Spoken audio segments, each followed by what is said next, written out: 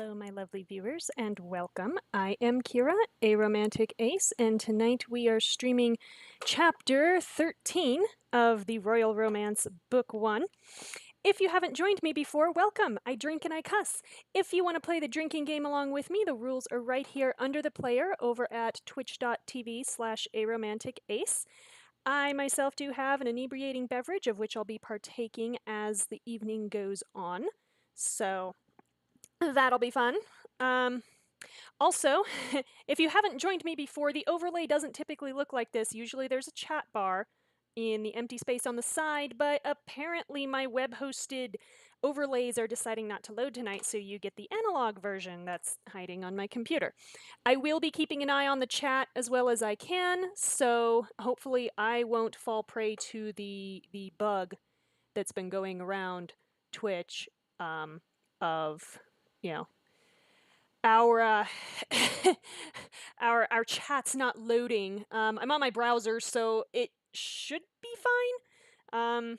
But I'll keep an eye, and if I'm seeing people watching but nothing in the chat, I'll reload my chat, and hopefully I'm not missing any of you. Also, to catch everyone up on the story so far, so in book 1, we debuted as Kira, a New York City waitress who was trafficked to the Western European country of Cordonia, because we were the waitress at the bachelor party of who turned out to be Prince Shamar at the time, Crown Prince Shamar of Cordonia, who did not yet know who he was marrying, because in Cordonia, they choose the royal consort who shares some measure of political power. Over the course of a couple months, a single social season, this monarch has to choose their consort, which seems irresponsible to me, but there we are. So we survived all the typical trappings you would expect from a royal court, as it were. Masquerade balls, because what's a romance without a masquerade ball? This one at least had a reason to have one. And skiing and ice skating and croquet and horse racing and, sexual assault. That one was fun too. And then at the end of book 1, that came back to bite us in the ass when photos were released of the night that Tariq walked into our room while we were undressed, just standing there in our underwear, and started trying to kiss us, and did not clue in to us completely not expecting him to be there and staring at him like a deer in the headlights that maybe he should leave his hands off.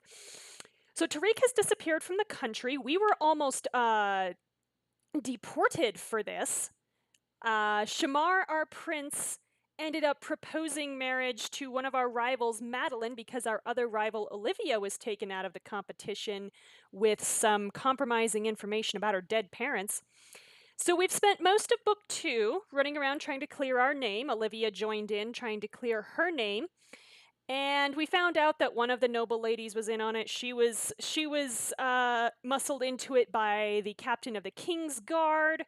The former compromising photographs of us at the bachelor party were sold to the press by one of our sponsors, Bertrand, who turns out to have fathered a child out of wedlock in a situation that he should not have been in because it was highly predatory, and he should not have been sleeping with Drake's sister Savannah, younger sister Savannah.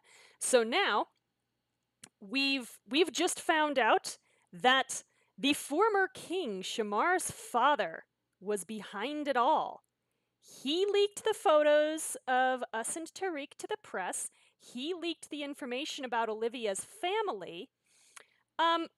But he can't come out and, try to help us reclaim our name because, he can't damage everybody's faith in the monarchy, even though I feel like there are ways to figure this out. Oh no, we've got to find Tariq on our own because he has no idea where he is.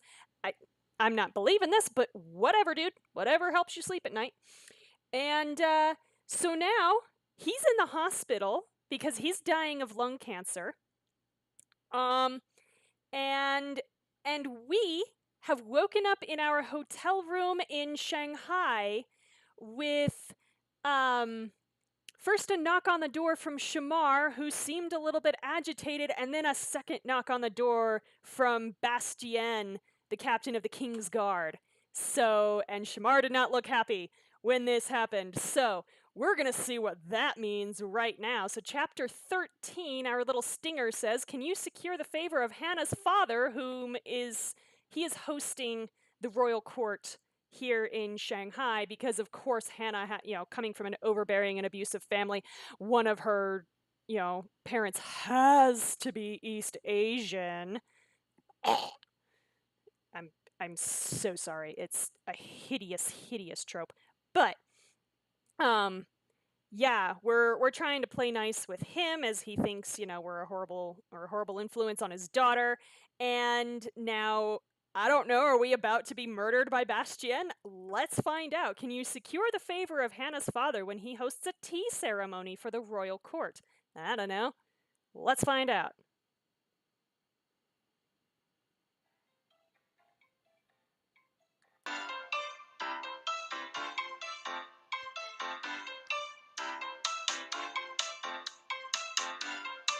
All right, so this is chapter 13, The Art of Drinking Tea. Okay, sure.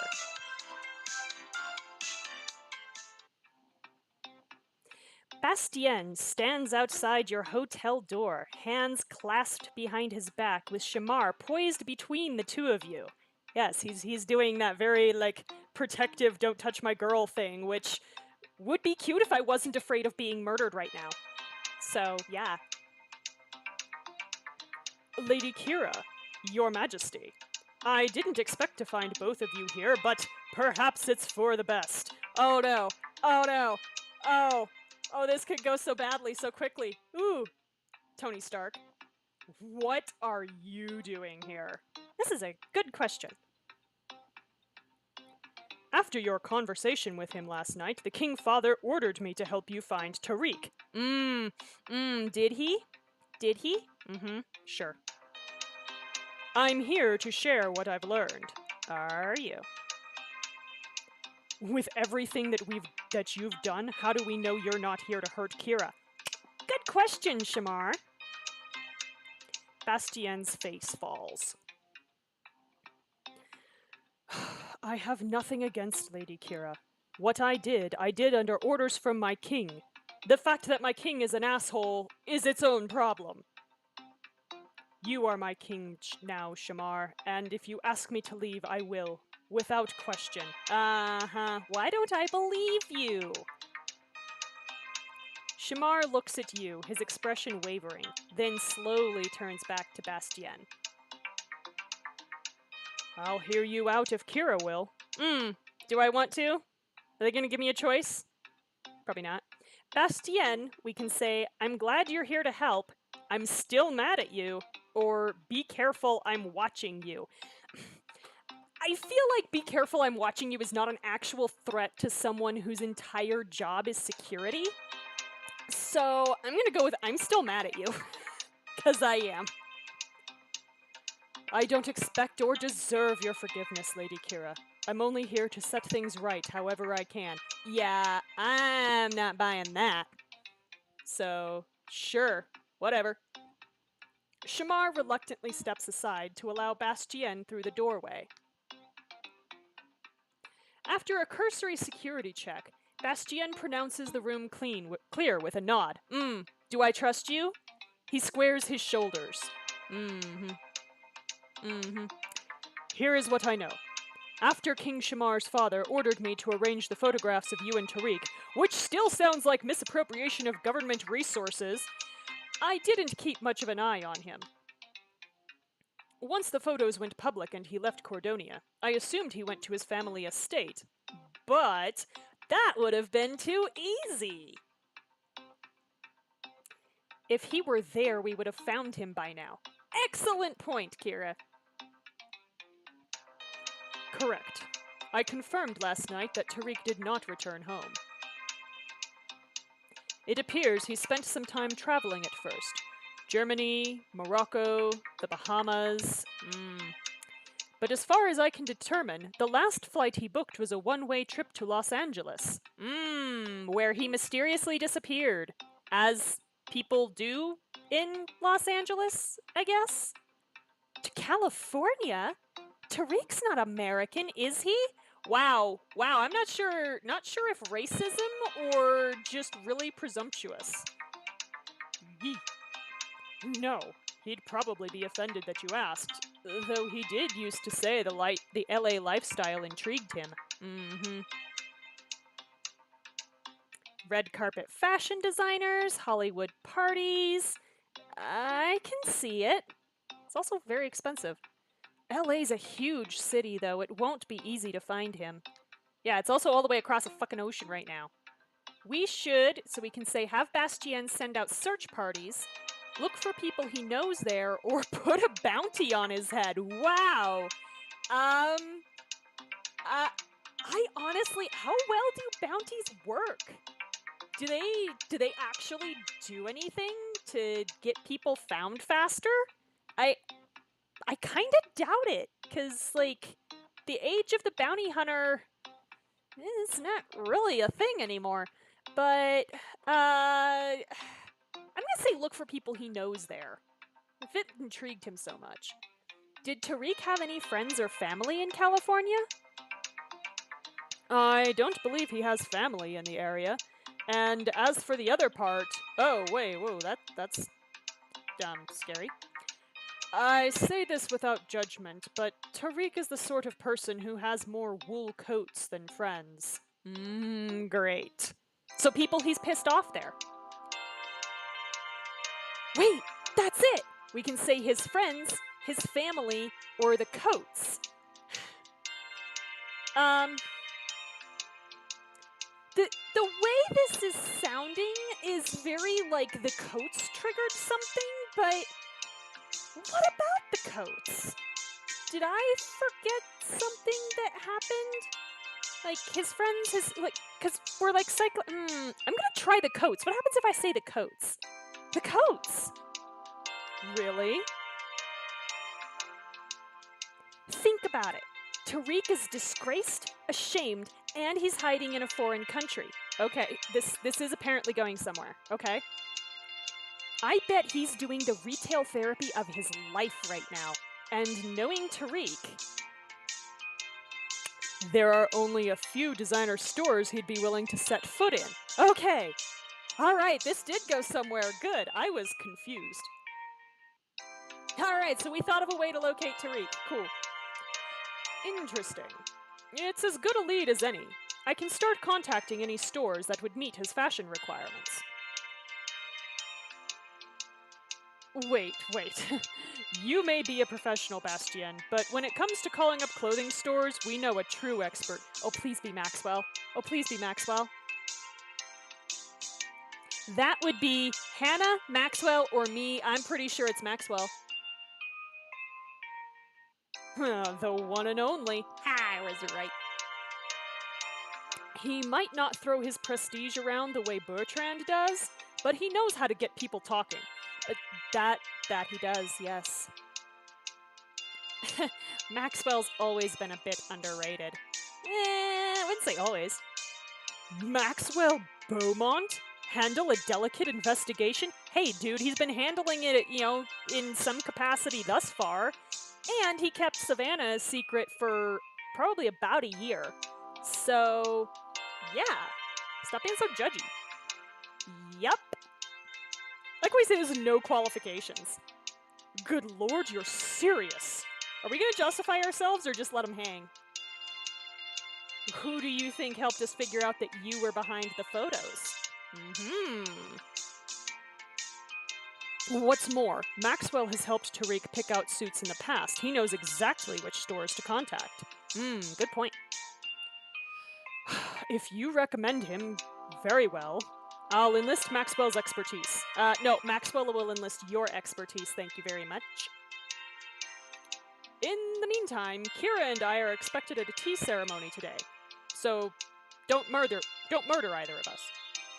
Part 2 of Hannah's Family's Whirlwind Tour? Hannah's Family's Whirlwind... Okay. Yes, it should be quite the afternoon. I'll leave you two to prepare then, Your Majesty, Lady Kira. Bastien bows, then opens the door to leave, and nearly walks straight into Maxwell. Hey guys, I didn't know we were having a party. Hey, Maxwell, you're just the guy I want to see. Wait, who invited Bastien? He invited himself. You'll be coming with me, Lord Beaumont. We have business to discuss. Well, considering the last time you and he had business to discuss, you dragged him out of a speakeasy and chucked him out on the street with, like, Bertrand and Drake and me after a near fist fight? Betcha Maxwell's wondering what's going on right about now. Maxwell, we can say, it's okay, he's working with us. I need you to keep an eye on him for me, or it's been nice knowing you. Oh my god!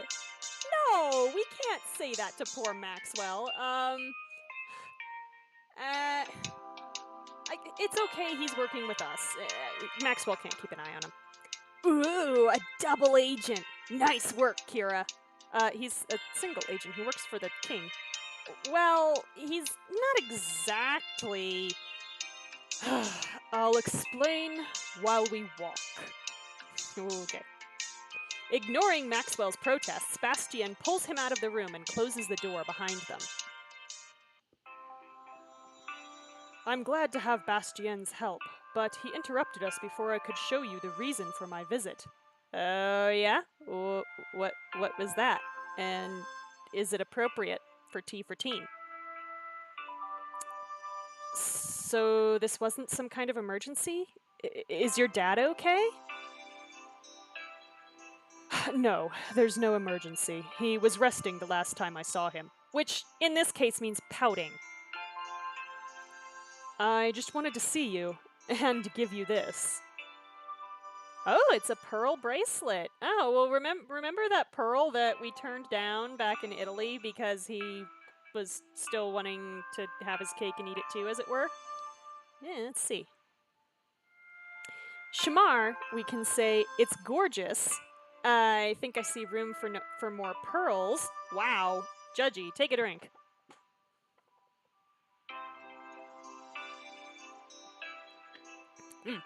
Or, gifts are lovely, but all I need is you. Okay, I know that one will get us a romance point, and it's too much. It's too much. I can't do it. Shamar, it's gorgeous. And it will look even more so on you, Kira. I mean, actually, okay, with Kira's coloring, bright white probably is okay. I would actually put her in, like, silver pearl's gonna be, like, too close to her natural skin tone. Honestly, I'd go with black pearls on her. I know a little bit more about pearl colors than maybe I should, but yeah, she would look really good in black pearls. Okay. Thank you, Shamar. It's a bracelet. I hate wearing bracelets. They catch on everything. But thank you. What brought this on? It seems all I can think about lately is how close we are to clearing your name. Yeah, how close we are to, like, getting rid of Madeline, maybe? I mean, not getting rid of... I mean, we're not gonna kill her. I mean, probably not. That makes two of us. I'm tired of having this scandal standing between us. Yeah, I mean, there's other problems with this situation, but the scandal's definitely one of them. I know. I may not be able to tell the world how I feel about you. Not yet. But I wanted to give you a token of my affection. Aw, a token. Shamar, that pearl from the Blue Grotto, did you use it to make this bracelet? No, I've been saving that for another occasion. Oh, okay, see, if you can pull off a pearl ring, and I've seen it done and seen it done well, those are actually really, really pretty rings. Bleh. They can end up being a little fragile, as somebody I know found out. She literally broke the pearl off of the ring with... Because basically, to mount a pearl, they drill a hole in it and they glue it onto like a spike. and she broke the whole spike off, which means it can't be reset, at least not easily. And she's really bummed. But if you put it in a setting that's a little more protective than what she had, because basically the pearl was standing out from the setting, standing too proud from the setting, and that's how she managed to break it off. No, they can make really, really pretty rings. So if he's saving that for our engagement ring, that would actually be really pretty. And I like this idea. I approve if that's what he's doing.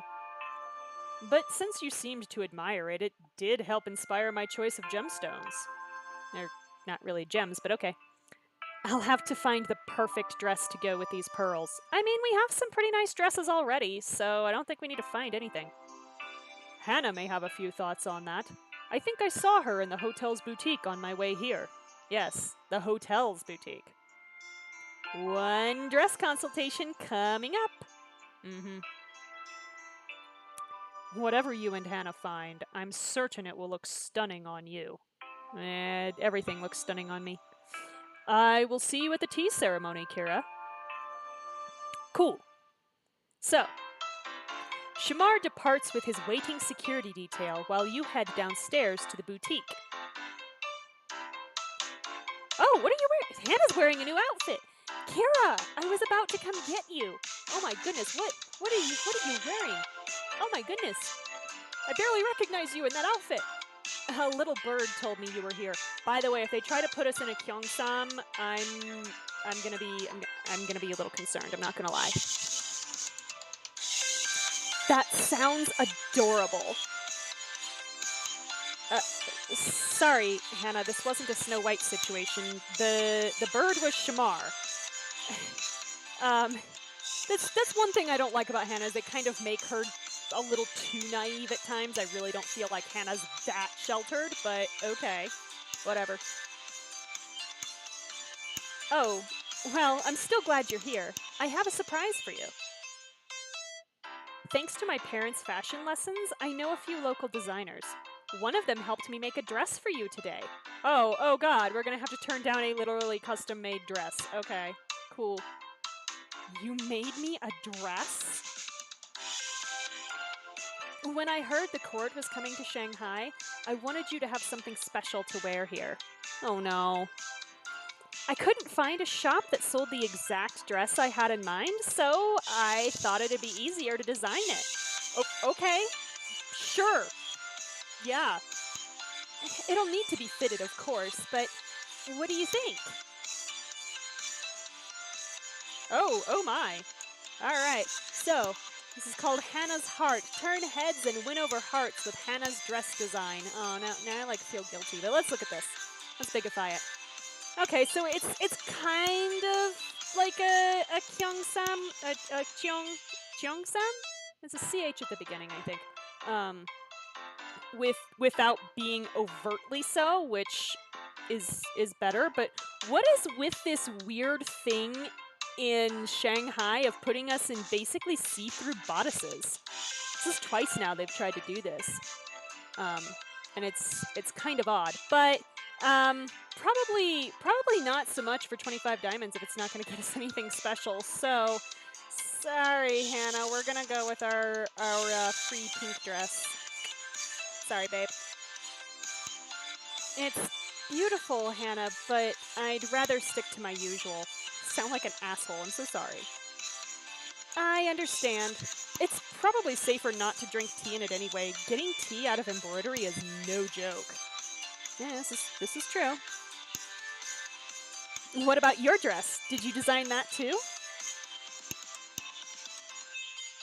Oh, I made this one ages ago. Oh, okay. I wasn't sure it'd still be in style, but I guess it's a good thing fashion comes and goes in cycles. It's true, now it's retro. Hannah, we can say that dress is beautiful or you're beautiful. Now, you're beautiful. Of course you are. And there's our romance point. So we've gotten a romance point so far with Hannah, but not with Shamar. This is interesting. She just smiles. She doesn't have anything to say about that. She just smiles. Blushing, she fiddles with the hem of her dress. Seriously, the writers on this have no idea how women actually interact with each other. Like, they've never even been on Twitter, because that's literally full of nothing but, like, well, I mean, it's full of a lot of things, but one of them is women just, like, randomly telling each other they're pretty, so, yeah, whatever. I mean, you'd look beautiful in anything, but that dress is incredible. Oh, I'm glad you think so.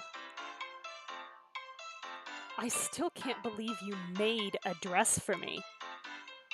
And I turned it down. I don't know what has everyone in such a gift-giving mood today, but I won't complain. What do you mean? I mean, I didn't have to pay for Shamar's gift.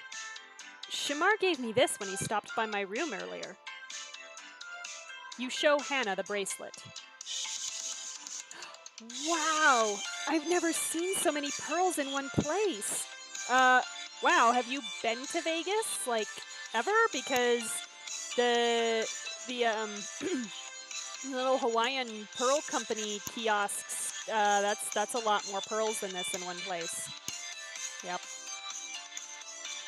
I know he's the king and everything, but a gift like this, I wish I had something to give him in return. Well, we could have kissed him, but... Or you, for that matter. Especially since I turned it down. Oh, Kira, you don't need to get me anything.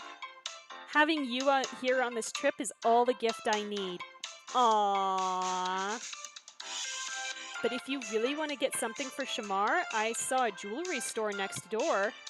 What? The sign said they do custom engravings.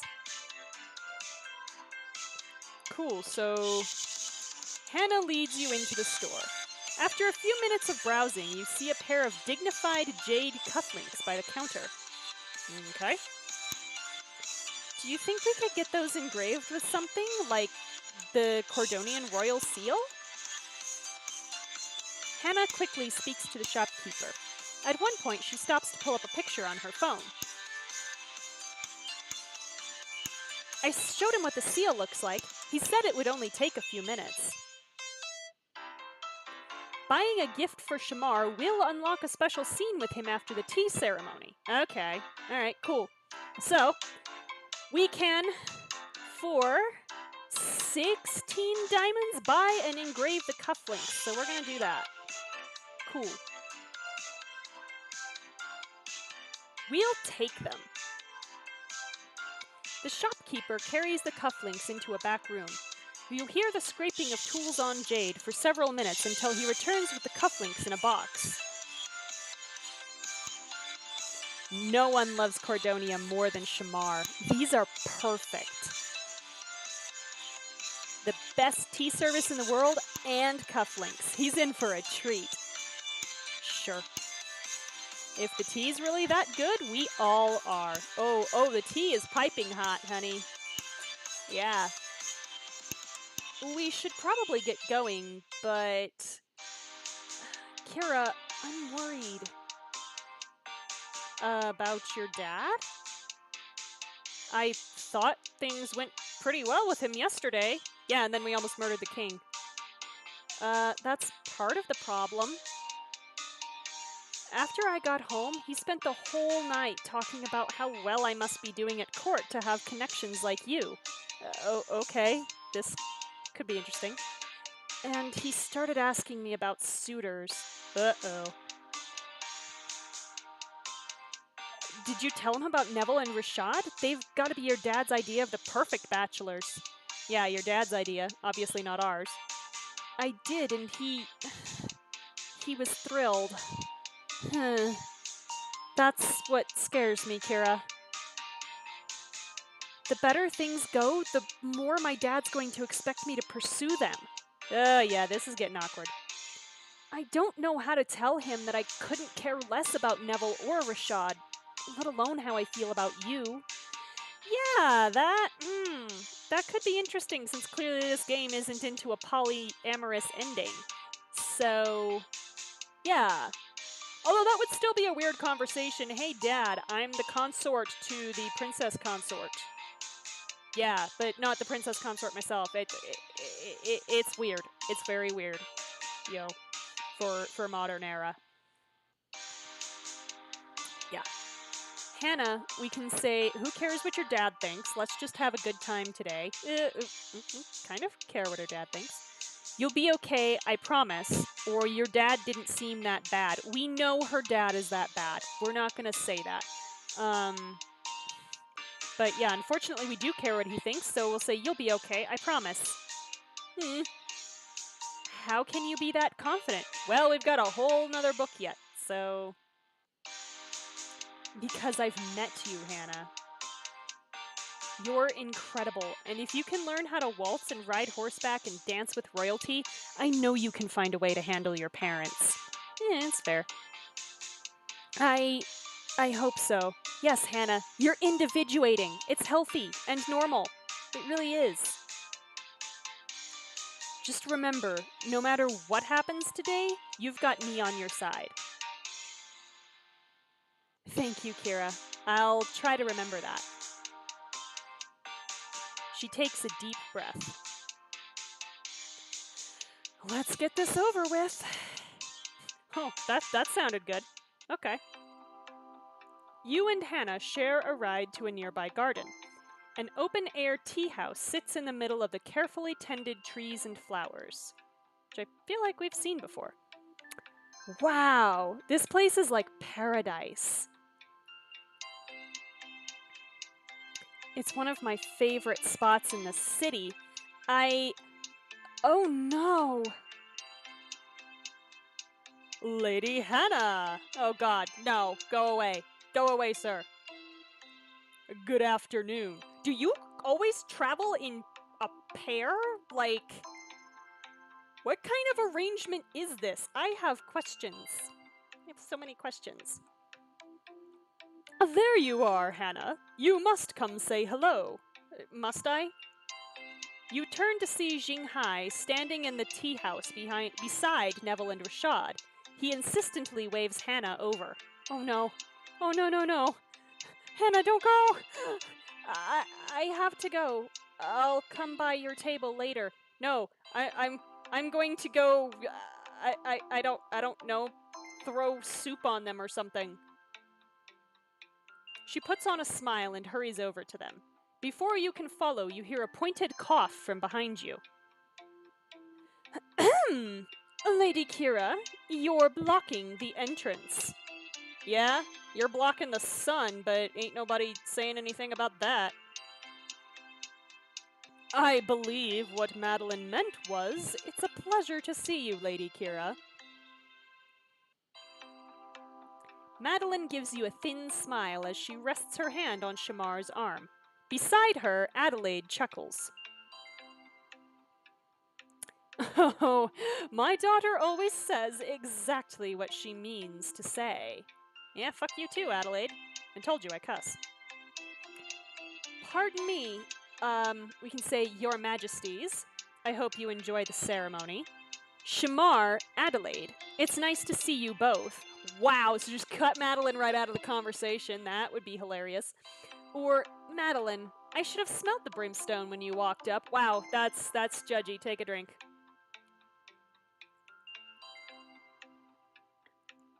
Honestly, I'm still so confused by Madeline's behavior. It's really very odd. It sounds like the arrangement sounds like it was actually the former king's idea first. So she may not have even been all that on board with it to start, which I guess I can kind of understand, but yeah, this whole, like, I'll set this thing up, but then I'm clearly not okay with it is just weird. Yeah. Do I want to cut her out? No, let's be a good person. Pardon me, Your Majesties. I hope you enjoy the ceremony. Jumping the gun a little, aren't we? Madeline's no majesty just yet.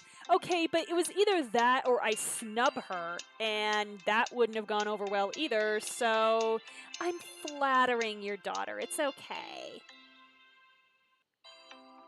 I appreciate the sentiment, inaccuracies aside. Now, if you'll excuse us.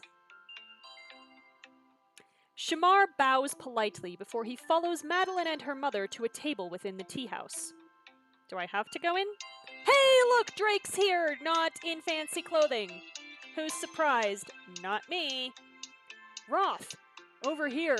I thought I'd be stuck drinking tea alone. Why are you here? I don't understand. Sadly for all of us, that's not the case. Oh good, Olivia's here. Yay. Olivia sits down beside Drake as the tea house's staff begins carrying trays of teacups and pots to each table. By the way, seriously, if this game tries to set up Olivia and Drake together, I'm gonna scream. Because you don't just put the two assholes together and call it a good couple. Like, no. No. Don't put that all in one place. They need to work on their own shit without being in an environment that's going to feed it. And honestly, that relationship would just feed a lot of toxic tendencies. So please don't do this game. I'm begging you. Please don't. As you join them, you spot Hannah seated with Xinghai and her two noble suitors close to the royal party's table. Poor Hannah! Huh. Did Madeline send you to sit with us exiles? Not as such, but there was only one other available table. She nods at said table, where Penelope is eagerly chatting with Kiara. Aww. These teapots are so pretty. The color reminds me of one of my favorite outfits. Is it this one? Because it's the only one we ever see you in, Penelope. You should have worn it today. She would have, but she doesn't have any other clothing. Oh, no, not one of my outfits. One I made for my poodle, Galahad. Oh my god. Penelope. No, don't be, no. Your company seemed marginally preferable. Yeah, take a drink. She's sneering all over the place. And also, poor Penelope. Like, I know she helped set us up, and I am still kind of mad at her for it. But also, she loves those poodles so much. Y'all, like, don't be mean about that. Olivia, we can say the more the merrier. I guess we can't kick you out. Or, it's okay, you can admit that we're friends. We're really not friends. Like, I kind of want to say it just because I know it bothers Olivia, but we're really not friends. You're a jerk. You're an absolute jerk. You rubbed Savannah's disappearance in Drake's face. You actively were condescending and horrible to me and to Hannah throughout the entirety of book 1. No, we're not friends. But I guess we're gonna be the bigger person and say the more the merrier. Pull up a chair. Well, she was there before me. I wasn't asking for permission. Yeah, take a drink. Although she's acknowledged that the permission is ours to give, which is interesting. A server approaches your table with a kettle and tray. She carefully adds tea leaves to the pot and fills it with water. So we can watch the tea service, apparently, with the little teapot, which is so cute. I wonder what kind of tea they're giving us. The server drains the first infusion into a pitcher. What, did they just stand there for the full, 4-minute steeping time? That's kind of awkward. Just stand there watching you, I guess? Okay. The server drains the first infusion into a pitcher, and after filling the teapot again, pours the pitcher's contents over its closed lid. No! Not my tea! Maxwell races over to the table, looking stricken. Maxwell. Relax, Maxwell. It's part of the service. Yeah, calm down, white boy. Oh, good. I thought my tea privileges were being revoked. You're so white. Not unless you've committed tea crimes you haven't told us about. What would that even look like? Probably interrupting the tea service, Maxwell. I wouldn't hurt a leaf. Except by drinking it. Yeah, except by boiling its corpse and drinking the infusion of its essence. Where on earth have you been? You know, espionage. It's fine. Looking into Tariq's whereabouts. We got a tip that he's somewhere in Los Angeles. Yeah, have you followed up on that? Hiding deep under cover. Okay. That figures. He's off living it up in Hollywood while you're here cleaning up his mess. I've started calling any menswear store whose price tags start at 3 figures, but since we're on opposite sides of the Pacific, they're all closed right now. Yeah, that is a problem, those pesky time zones and datelines. Oh, thanks, time zones. It's literally the opposite side of the world, so... Don't worry, I left them a bunch of voicemails. Oh god. I told every store that if they don't call me back as soon as they're open, they'll face the wrath of House Beaumont's lawyers. Wow, that's very Bertrand of you, Maxwell. I think Bertrand would be impressed. That's kind of what scares me. We have lawyers now? Well, frankly, I've used the threat of lawyers against people when I don't actually have a lawyer on retainer, so it really doesn't matter. You can get a lawyer. The stores that I called think we do, and that's all that matters, kids. It's amazing how fast things move when you threaten people with lawyers. How are you holding up, Roth, now that we're finally getting to the bottom of this whole mess? We can say, just want Tariq to face what he did to me, or am ready to throw a party when this is all over. Like... Yeah, I just want Tariq to face what he did to me. After everything he's put you through, he deserves whatever's coming to him. Well, I don't know about everything, but okay. People say that vengeance is a dish best served cold. But trust me, Kira, it's a delicacy at any temperature. Yeah, by the way, how are you feeling about the king who sabotaged your chances at the crown lying in the hospital? How can you be so scary but so cool at the same time? Don't ask that. It's a gift. Okay. Or a curse. Something like that.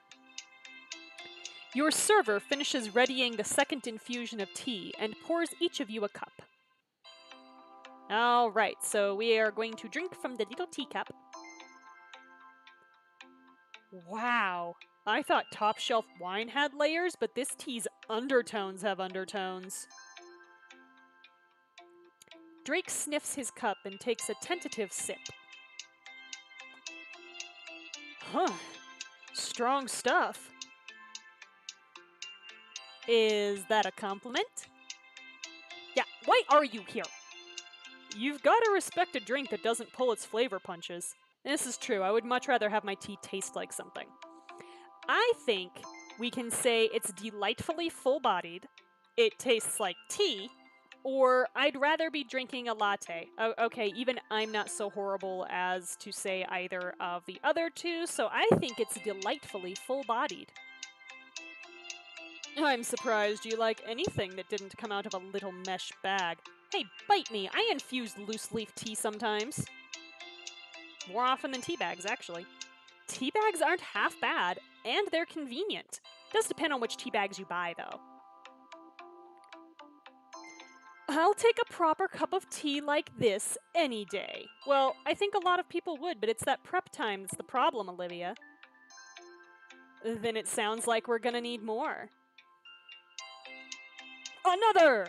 I like to imagine Maxwell just, like, threw his teacup on the ground like Thor in the first Thor movie and was just like, I'll have another!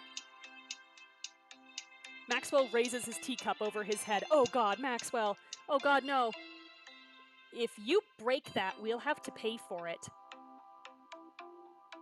Maxwell looks at you, then at his teacup, and slowly sets it back on the table. Oh my god, Maxwell, stop being so... Maxwell. Here, you can finish mine. You're a true friend, buddy. Ew, his cooties are all over it, though. Don't call me buddy. You're a true friend. Friend? Works. My name is Drake. Mm-hmm. Aw, look at you two, getting along just like old times. Yeah, no need to make a big thing out of it. Are you sure? I'm feeling a group hug coming on. Oh my god. There will be no hugging at this table. She's like so emphatic about this. I like that she's the first one who spoke up, like ahead of Drake. She's like, absolutely not. No one is touching anyone. No one is touching me. Not you two aren't touching. Like, no one is touching anyone. This is the woman who snaked her arm through Shamar's while she was ice skating, and there will be no hugging at this table. Okay. You fucking stuck your tongue down Shamar's throat in the middle of the dance floor, and there will be no hugging at this table. Okay. For once, I agree with Olivia. Please don't set them up. Please. Maybe later. Oh, God. Across the tea house, you see Neville and Rashad getting up from Hannah's table. Good. Go away. Never come back. I'd better go check on Hannah. Make sure they haven't proposed marriage. I'll keep them in line while you're gone. Oh my god. Okay, that was actually kind of cute. Who died and left you in charge? Ooh, her parents are dead, Drake. I didn't vote for this. I expect everyone to be in one piece when I get back. You begin making your way between tables. Shamar is on his feet, chatting with several nobles, but back at the royal table, Adelaide says, "All I'm asking is for a bottle of good champagne," which is important because it's in red. "Surely you can rustle some up, can't you?" The apologetic-looking server at the table shakes her head. Adelaide sighs and turns back to her tea. "Really, Mother, can't you contain yourself? First I catch you flirting with some lesser duke. So, I am a duchess. Oh dear. What was he? And now you're pestering the waitstaff like some commoner? I expected better behavior from you in public. Oh, Madeline, you're not going to enjoy being queen if you're having this hard of a time as just the betrothed. Who? And I expected more sympathy from my own daughter, queen in waiting or not. Yeah, well, Adelaide, you are kind of being inappropriate at a formal event. So, Madeline rises from her seat with a huff and stalks off to join Shamar. Adelaide, we can say Madeline's a handful, isn't she? Wow, don't judge her daughter in front of her.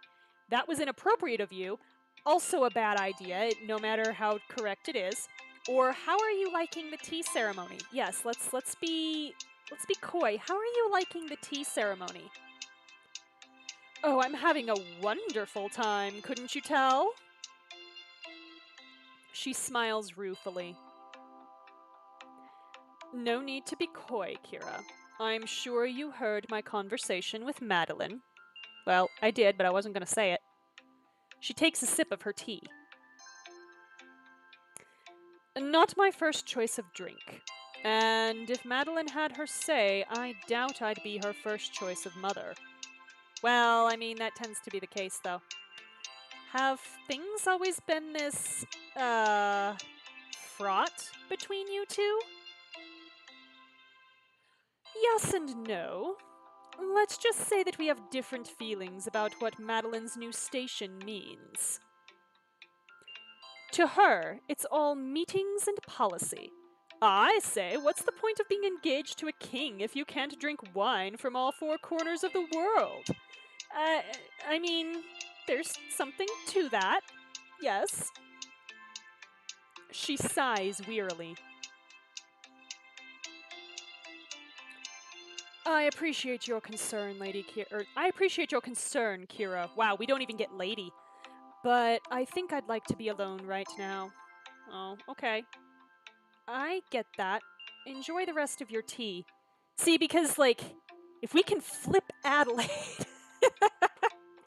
it's just really going to turn everyone in the court against Madeline if I have my way. So, yeah. She swirls it around in her cup, looking unconvinced. Thank you. All right, remember, she wants champagne. Kira! Psst! Hey, I just walked away from you! You step away from Adelaide and see Maxwell standing by a neighboring table. Everything okay? I decided to jump ship when Olivia declared the table Navrakis territory. Drake might still be trying to start a coup. Oh dear. Anyway, then I saw you talking to Adelaide. Good work! Bertrand would be proud. Yeah, that's what I'm afraid of. Oh, really? What's so important about her? She just fucking said she's a duchess, and she's the mother of the queen-to-be. Adelaide might act flaky, but she's still the queen mother's cousin. She had a lot of sway in Cordonia even before Madeline and Shamar's engagement came along. Okay. It wouldn't hurt to be on her good side. If I must. The way Madeline treats her, I bet she has plenty of room in her life for friends. Oh, speaking of friends. You see him wince as he points over your shoulder. Behind you, Hannah and Xinghai are in the middle of a quiet but obviously heated argument. I bet she could use some backup. Yes, you're right. Maxwell, come on, let's go. Both of us. I'm on it. You begin to catch snatches of Xinghai and Hannah's conversation as you approach their table. Why would you let him walk away? You should be with Lord Neville right now. He said he wanted to talk to Shamar. It was only polite to let him go. And I've been at court longer than you, Dad, so shut up. I never said it was rude. It was a wasted opportunity. Literally, your daughter's been at court longer than you have. She's been in this environment. Maybe you should trust her judgment, my dude. Lord Neville asked for formal permission to court you. Hannah, this is the first step toward a proposal. You deserve better, Hannah.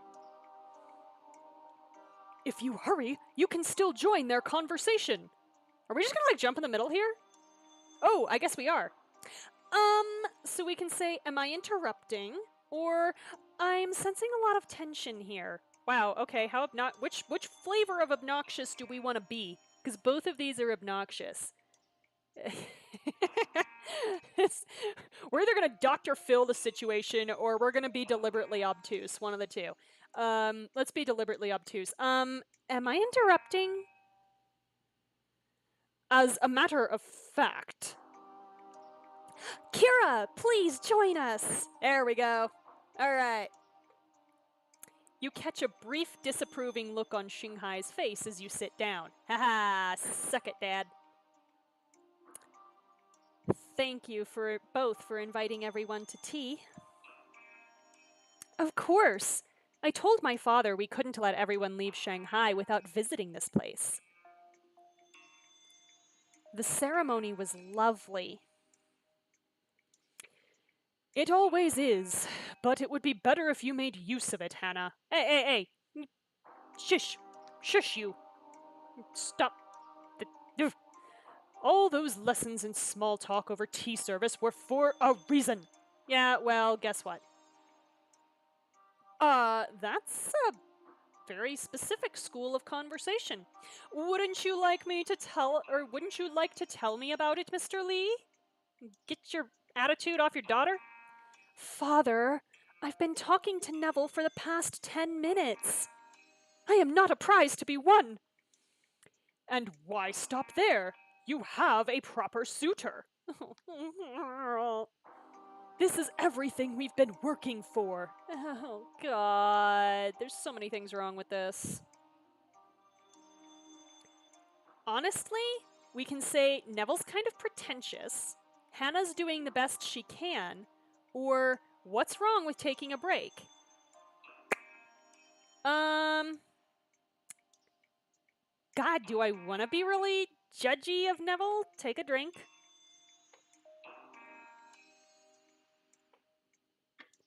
I feel like if we say Hannah's doing the best she can, that's gonna inevitably lead to the line, the best she can isn't good enough, which, let's not go there. What's wrong with taking a break is going to lead to there's everything wrong with taking a break. The man could slip through her fingers even though he's had nothing but eyes for her since he met her however many days or weeks or however long ago. Freaking lifetime at this point. Neville's kind of pretentious. I kind of want to say it. But to badmouth Hannah's suitor at this point is probably a bad move. So, there's none of these that are good. Let's just do it. Neville's kind of pretentious. After 10 minutes of hearing about his estate, I'd need a break too. We've trained you to endure far duller conversations, Hannah. Yeah, well, now she's met me and had interesting conversations, so her tastes change. I remember the art of appearing attentive. Your mother and I gave you all the tools we could to help you find a good marriage, but you must use them, Hannah! With great power comes great responsibility! Father, Hannah glances at you, biting her lower lip. Oh, poor baby. I'm not interested in Neville. He is shocked! Shocked that his daughter isn't interested in this dull blowhard. Seconds pass as Xinghai stares at Hannah, stunned into silence. Why are you surprised? This was clearly going to be a business marriage. You... what? Even if I tried to court Neville, even if he proposed to me, I would never want to marry him. Oh, Hannah. Oh. What are you saying? Oh dear. Oh, Hannah. Why on earth would you turn him down? Oh dear. He might be successful and wealthy, but he's pretentious and selfish and boring. I don't care about him, Father. He doesn't mean anything to me. Romance is all well and good to dream of, but this is your future we're talking about. Yeah, well, people who feel romantic attraction should be allowed to pursue it. You can't throw it away over sentimentality. Literally, this is the BS that then turns around and bites people like me in the ass, because this guy would love me because, as far as like romance and sentimentality goes, I don't give a fuck because I don't feel romantic attraction. That said, I still wouldn't be willing to enter into a marriage with a guy who's a, pretentious preening jackass. But, like, that then turns around and then, like, somehow I look more virtuous, which is completely not the case at all. And it's incredibly damaging to really even think that. So, I don't like it. I don't like it. Nope. Mr. Lee, we can say, leave Hannah alone. Whew, no, that'll escalate the situation. Let's all take a minute to calm down. Never in the history of the words calm down has anyone ever calmed down by being told to calm down. Or, I know you mean well, but you and Hannah want different things. All right, let's put our negotiating hats on. This is actually how you negotiate. Stop digging in on positions and look at needs. Needs-based bargaining, not positional bargaining.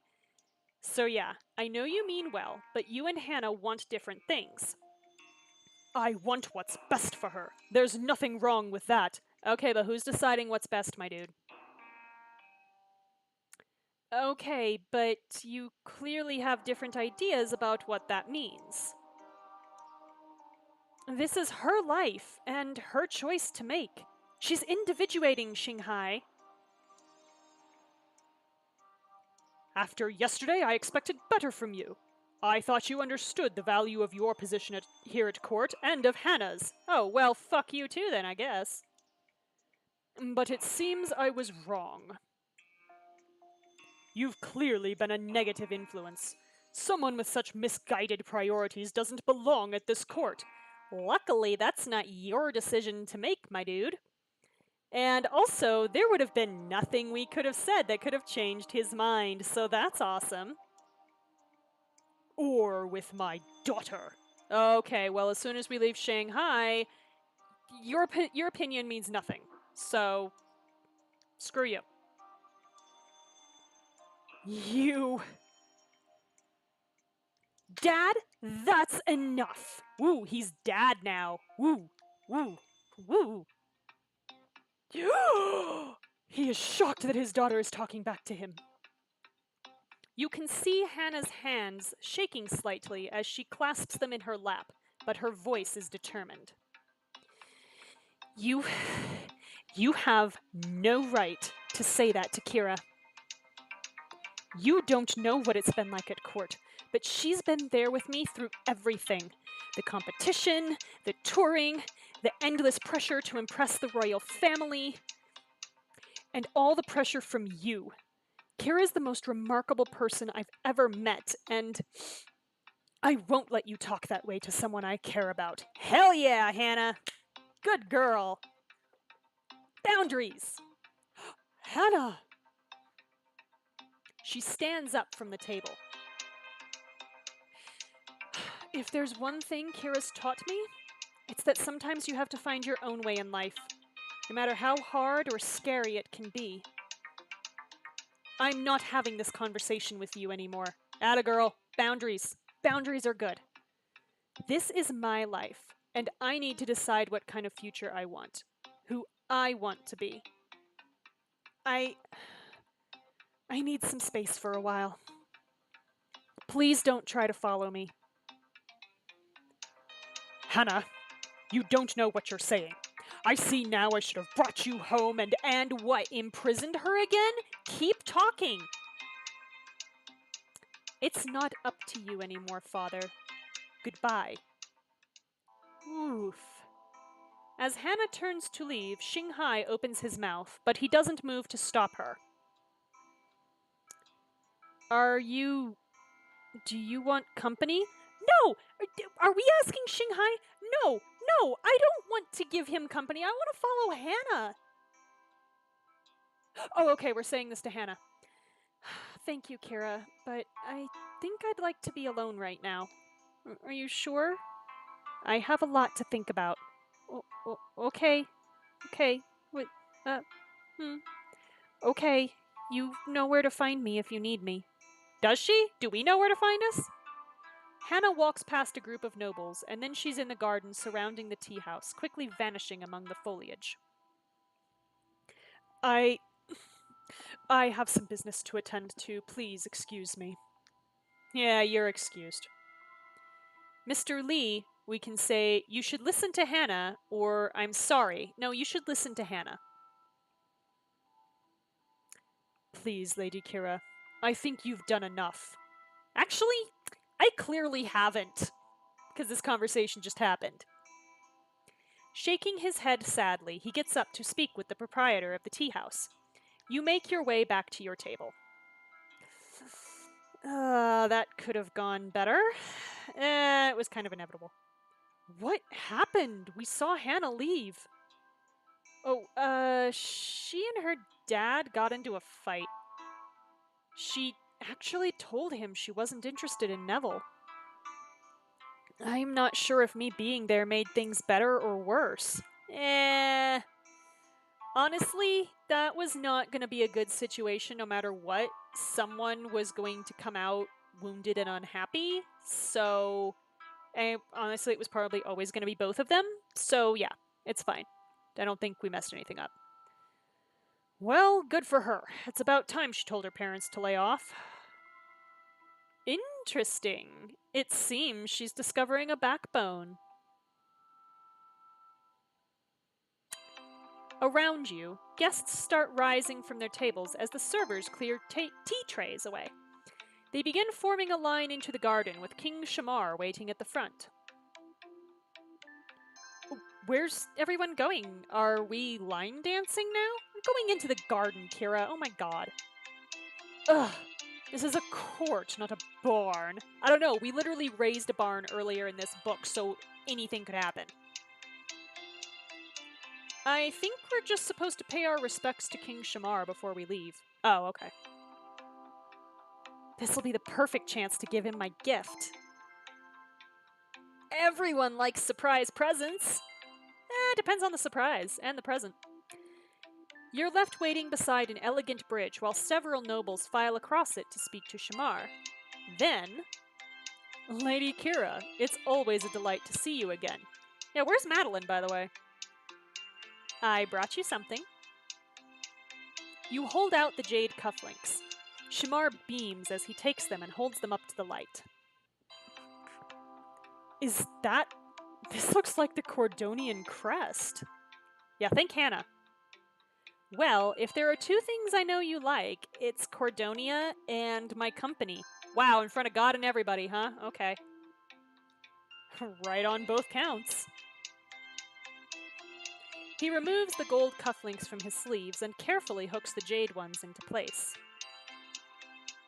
How do they look?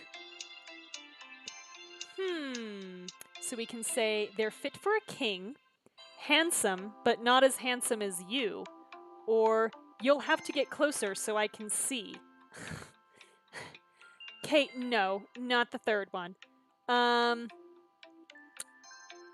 but not as handsome as you seems vaguely inappropriate, but... Yeah, that's inappropriate for public. They're fit for a king. I'll try to be worthy of them. What inspired such a generous gift? Hannah. Hannah did. After the gift you gave me this morning, I wanted to return the favor. Even if this isn't the tour either of us had planned, we still get to travel the world together. I think that's worth remembering with a keepsake. Plus, we can say it gave me an excuse to see you, Cordonia's crest is beautiful, or who doesn't need more cufflinks? No one needs more cufflinks, but this one we could do. Plus, it gave me an excuse to see you. Soon, I hope we won't need excuses. But until then, I'll take every one I can get. But speaking of gifts, there was one other thing I hoped to share with you. Another bracelet? A necklace? A proposal? More of an experience than a physical present. A proposal? Oh. There's a lake on the west side of the city, which rumor describes as extremely romantic. And if you were to meet me there at sunset, it's likely to be very secluded. Oh no. Oh no. So you're suggesting so we can ask a picturesque moonlit boat ride, or that I'll get to see you without those clothes. Whew, honey, no, there's still people around. So you're suggesting, I'm kind of surprised we're doing this with people around. So you're suggesting a picturesque moonlit boat ride? You read my mind. Okay, good. I have to say a few more goodbyes, but I hope you'll consider the invitation. I will. He bows and kisses your hand in farewell. You look around for your friends as you reach the far side of the bridge. Kira, there you are! Maxwell jogs up to you. I'm on my way back to the hotel if you want to share a limo. Alright. Oh, shit, we gotta, buy another scene? What the hell? Well, what's our scene with the cufflinks? So we can head to the lake to meet Shamar for 17 diamonds, or we can go back to the hotel. Let's head to the lake. Why not? See if we can embarrass me. I actually have a prior commitment. Does this have anything to do with why Shamar is rushing the last few nobles along back there? No, nothing at all. Shut up, Maxwell. Maybe. Ooh, a secret rendezvous. I like it. I'll see you later. Maxwell waves goodbye as you find another limo to whisk you off to the lake. When you finally reach the right lake, this implies that we got lost a few times, King Shamar awaits you on a small dock that juts into the water. He busies himself untying the ropes from a small motorboat floating next to the dock. For as much as this guy doesn't like water and sailing, we seem to be doing a lot of it in this book. Ahoy, Captain Shamar. He turns, breaking into a smile when he sees you. Lady Kira. You seem to have a boat in every port. Oh, that's entendre. Yeah. A king never travels unprepared. May I offer you a hand? A hand? We can say that would be appreciated, or let me show you how it's done. Well, we did win a regatta race, so let me show you how it's done. You lean a hand on one of the dock's posts and elegantly vault into the boat. It barely rocks as you land. Ha! You certainly know how to make an entrance, Lady Kira. He climbs in behind you, carrying the ropes. Shamar starts up the engine and pulls away from the dock, navigating the boat further into the lake. A light mist clings to the surface of the water. It's so pretty. It's very pretty. This place is more beautiful than words can describe. It is. Yet, somehow, my gaze can't help lingering on you instead. Shamar, we can say you always know the right thing to say, or shouldn't you be keeping your eyes on the water, Captain? See, I feel like shouldn't you be keeping your eyes on the water is supposed to be the friend zone answer, but honestly, that sounds like the super coy, flirty answer to me. And probably something I would say, but, yeah, shouldn't you be keeping your eyes on the water, Captain? For the sake of safety, you may be correct. However, as I have only so much willpower, perhaps it would be best for you to take the wheel. You want me to drive? That sounds, we can say, nerve-wracking or exciting. I mean, once again, we want a yacht race, so that sounds exciting. Does this make me your first mate? Whoa. Are we his first mate? This is an excellent question. Excellent question. My first and only. I wonder if this honestly means the thing that my dirty little mind is making it mean, because seriously. What? We're not going to follow up on this? Are you serious? I mean, I guess it's T for teen, but still. You take the driver's seat as Shamar moves to the passenger side. The leather-wrapped steering wheel thrums in your hands as the craft crests the wake of a passing sailboat. The wave causes the boat to shudder, sending flecks of water flying around you. We're all surprised that we got wet on a boat, I guess. Are you all right? Actually, we can say, I've got this, or I could use a little help. I've got this, don't worry about it. Brace yourself. You push on the throttle, and the boat rockets forward. The bow tips up into the air when you hit the far side of the wake. Wow! Don't say I didn't warn you. You maneuver the boat in a tight circle, throwing out a significant wake of your own. Woohoo! Ha! He's clearly uncomfortable. After a few more minutes of aquatic hijinks, you allow the boat to settle back into the water. I had a feeling that a ride with you would be an adventure.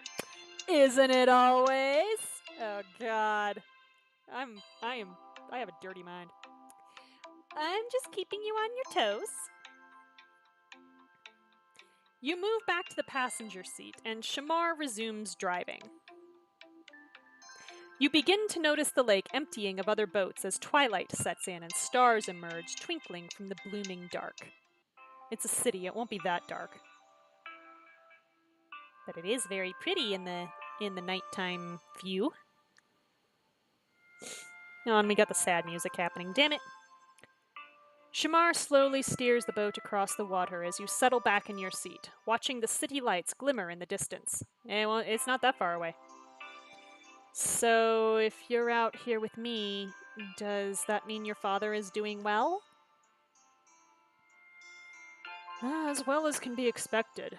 He was in good spirits when I visited him today. And you? How are you coping with everything? I still can't quite comprehend what he did, how much he hid from me. I have always looked up to my father, always strived to emulate his unflinching sense of loyalty and duty to Cordonia. Now, I wonder, is he really the role model I held him up to be? Well, our parents rarely are, so I may not agree with what he did. I don't agree with what he did. Let's not say may. I don't agree with what he did. But it sounds like he served Cordonia well for a long time. You weren't wrong to admire him. My father was a good king because he put Cordonia first, even above his own son.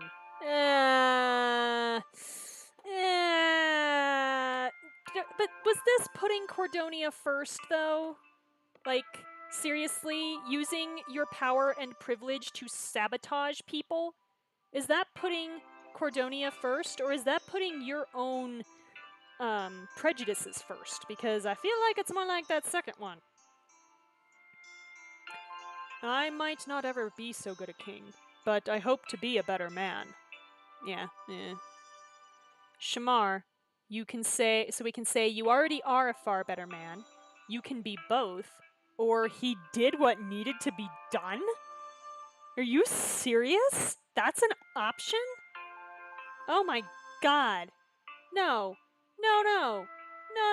Don't excuse this bullshit of having someone set up to be assaulted in a situation where, quite frankly, more could have happened than what it did, and brush it off as, well, he did it what needed to be done. No. Shamar, you can be both.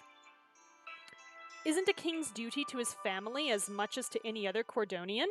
I wouldn't go that far, but you do have a responsibility to family as well.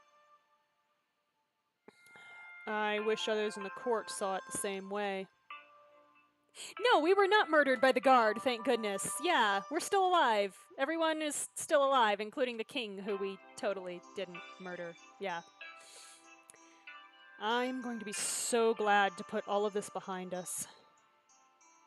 We just have to find Tariq, and that will be easy compared to everything we've overcome so far.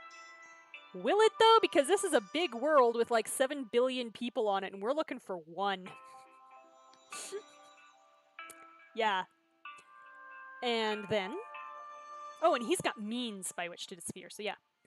And then we won't need to abscond in secret like this. We'll be able to enjoy places like this together, in the open. Yes, because we're in private right now. You can tell. Ay. No need for secrets? We can say, I like the sound of that, or, I don't know, isn't this kind of exciting? No, it's not. This is a horrible situation, and this dragging on as long as it has really isn't romantic, so I like the sound of that. Someday, we will return for a tour of China together. Yeah, and hopefully Hannah's dad will stop being such an ass to her. She's individuating. I'd like that. What would you like to see? I would like to see, we can say, something historical, like the Forbidden City, something romantic, like the Yellow Mountain, or you shirtless, mostly. Wow, okay. That's the allosexual answer. Actually,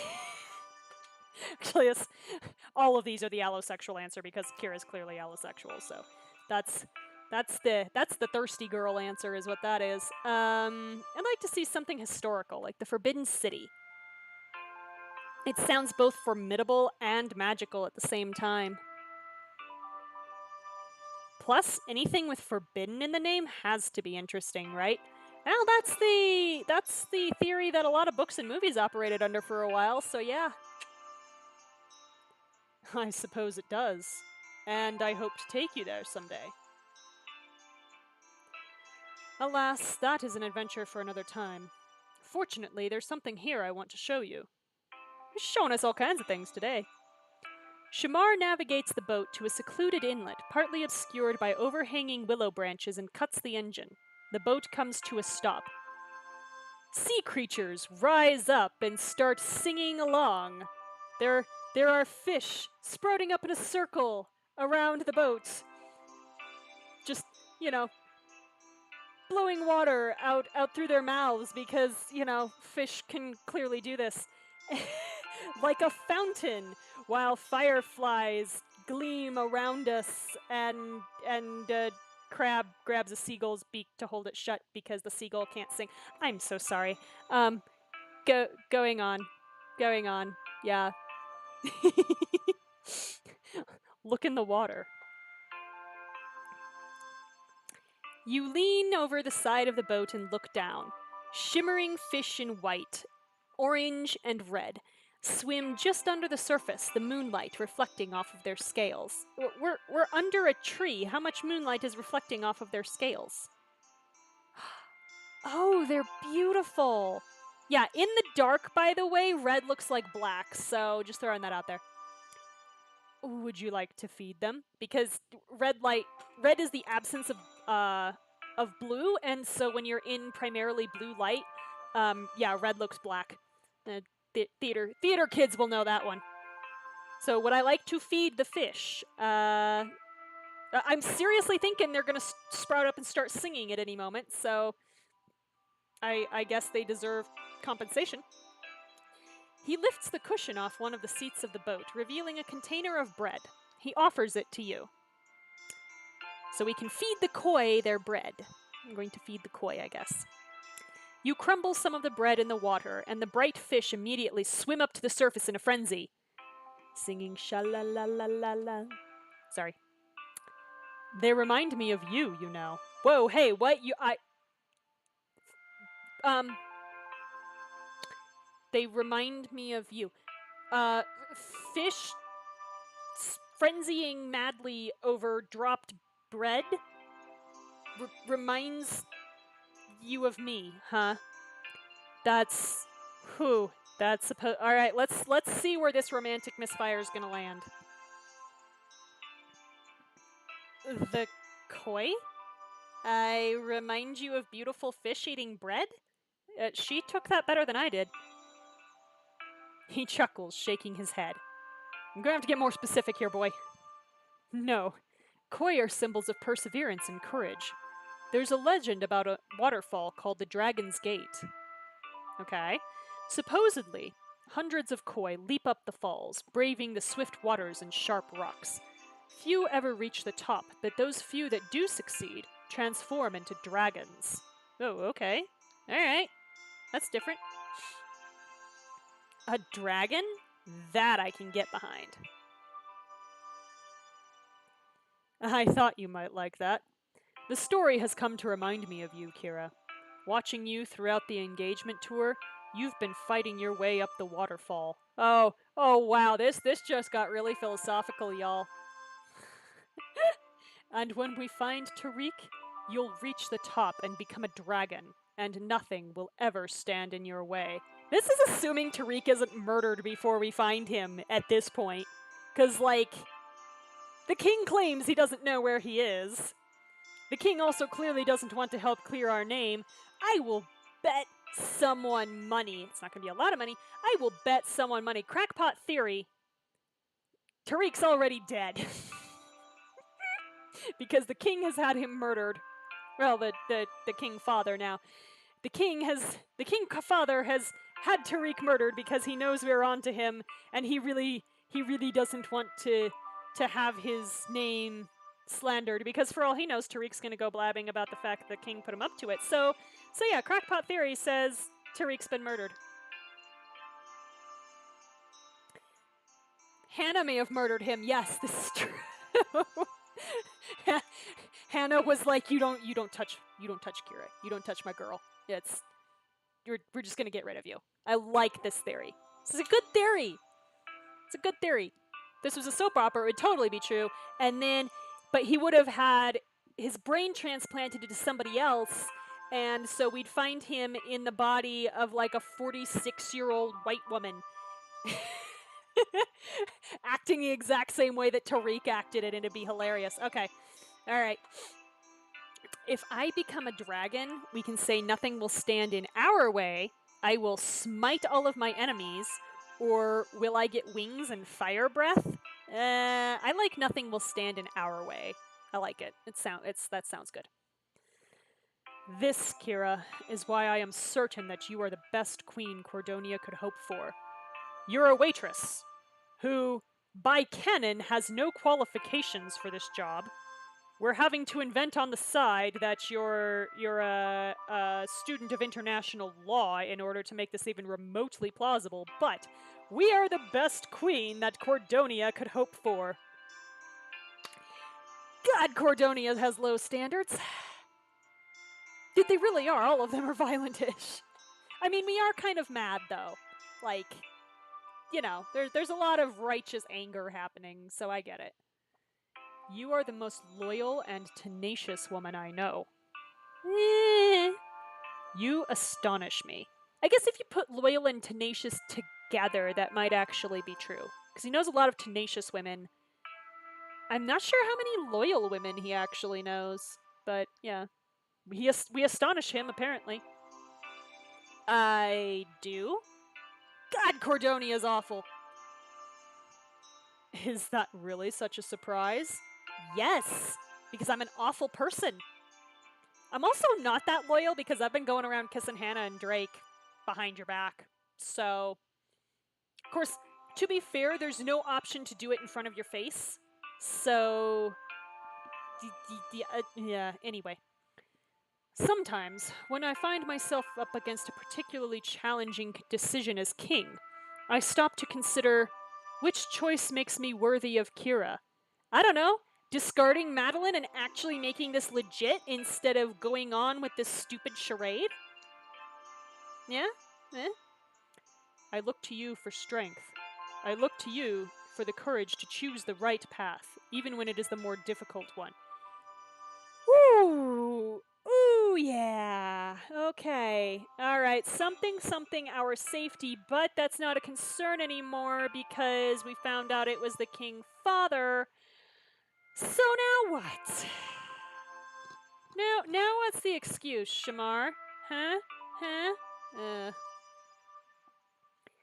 That is also why I know that you are the only one for me.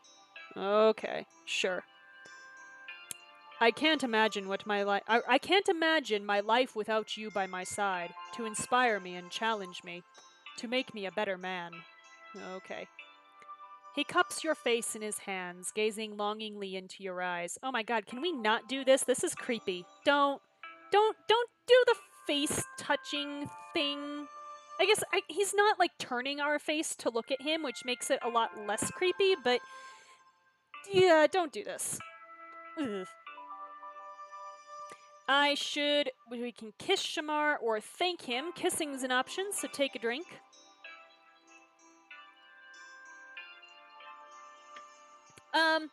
And The house rule says we kiss the prince, so I'll kiss him. You wrap your arms around him, your lips seeking his for a tender kiss. His hands slide down your hips, down to your hips, pulling you close. Oh God, please don't do this. After a long moment spent encircled in his embrace, you pause to take a breath. Yeah, exactly. Still, there's so many problems. Yeah. But yeah, that breathing part while you're kissing kids, it's important.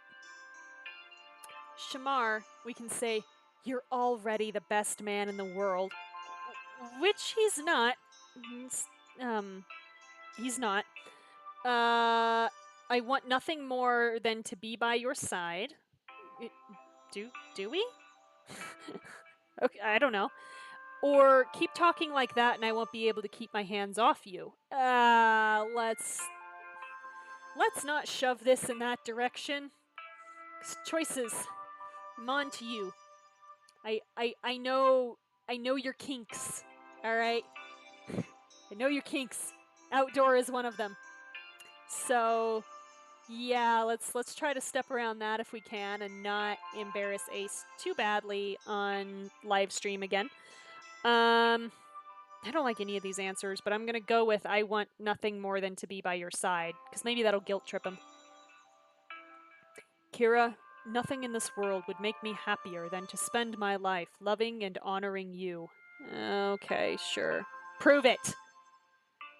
These moments we share together will see me through to a time when I can do so openly, without fearing for your safety. Jesus Christ, we know I'm safe.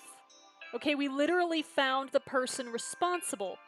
So, what the hell is still slowing this down? I don't understand. Like, we went to the top. It was the king. The king has literally signed off on it and said that, like, he's basically done trying to sabotage us. So, why are we not just... Oh, God, I don't know. I don't know, y'all. Then let's make this moment unforgettable, Shamar. So we can say, kiss me again, or take me now. Take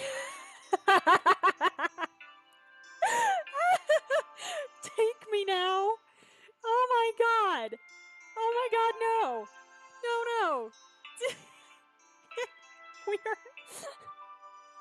We are not the gatekeeper, and he is not the keymaster.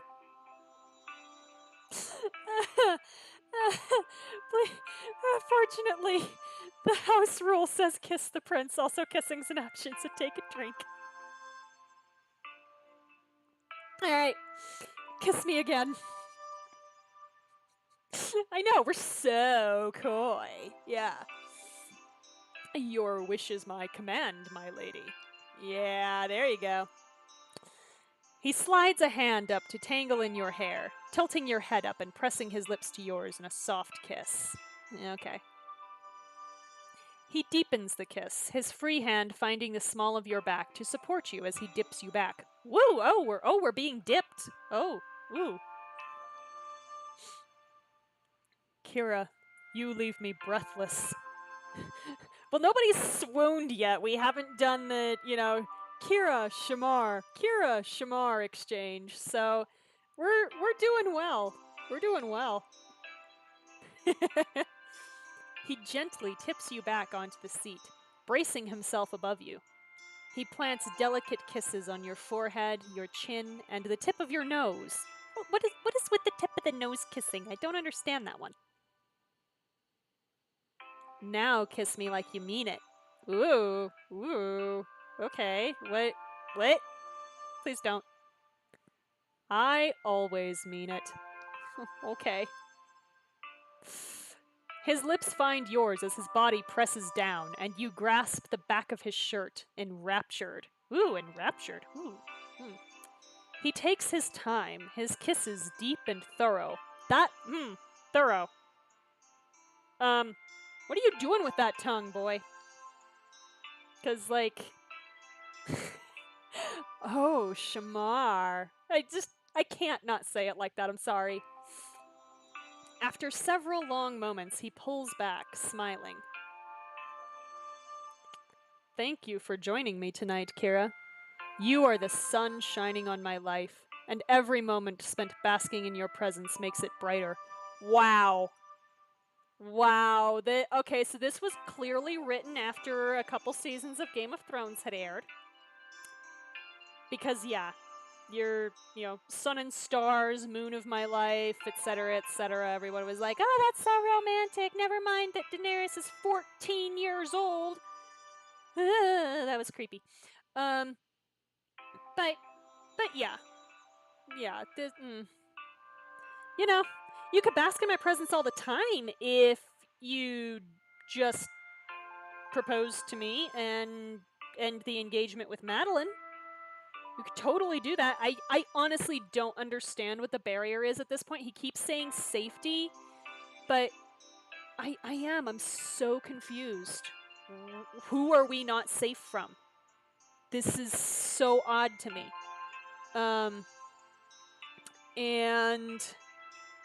And like, yeah, I don't get it. This is so bizarre. Like, so I was going somewhere with this, and now my brain is like, let's forget what Ace was talking about. So I think my point was basically that this just doesn't make any sense, and this whole situation is so unhealthy and wrong. It's unhealthy and wrong is what it is. Oh, the thing was that, like, we also keep saying, like, we're sneaking around, but we keep meeting pretty openly in public. And I feel like, given the fact that we already know that it's pretty easy for people to, like, infiltrate and get photos of us together in the first place, all the way back in New York, we're clearly not too worried about anybody finding out. And yeah, Madeline clearly has her problems with this, that if she's not speaking up, she damn well needs to. And like I said, it sounds like Madeline wasn't the one who really arranged this whole thing in the first place. It wasn't really her idea. So would she necessarily be happy no matter what the situation was? I don't know. But yeah, I'm really starting to question.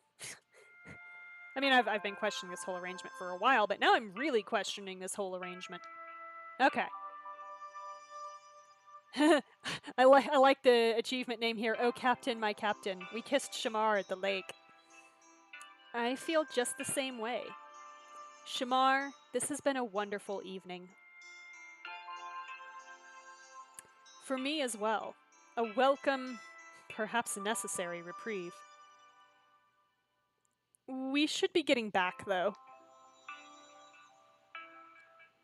Then I shall eagerly await our next adventure together.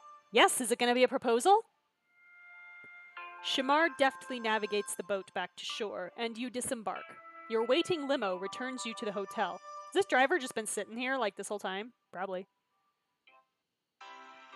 You are winding down for the evening when you hear a soft knock on the door to your room. Take a drink.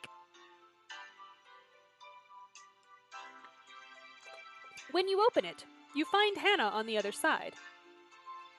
Hey, Kira. Hannah, this is a pleasant surprise. So we sleep in our jeans and tank top, huh? Okay. Oh, good. I was worried I would be disturbing you. Oh, honey, no. Hannah, we can say, you could never disturb me. What are you doing here? Or, I'm far from disturbed, though I would have preferred seeing you in nothing but a robe.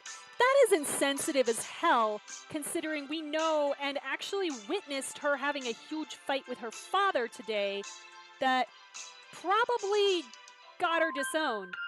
Hey, Kira, I just killed Tariq. Let's bury his body. Yeah, or that. I'm down for this too. You know, she gets mad at her dad, storms off, murders the guy who hurt us. Yeah, this works too. But yeah, we're not gonna, like, do an overt come on right now. That's inappropriate. So, Hannah, you could never disturb me. What's up? I... I didn't want to go home after how I left things with my father.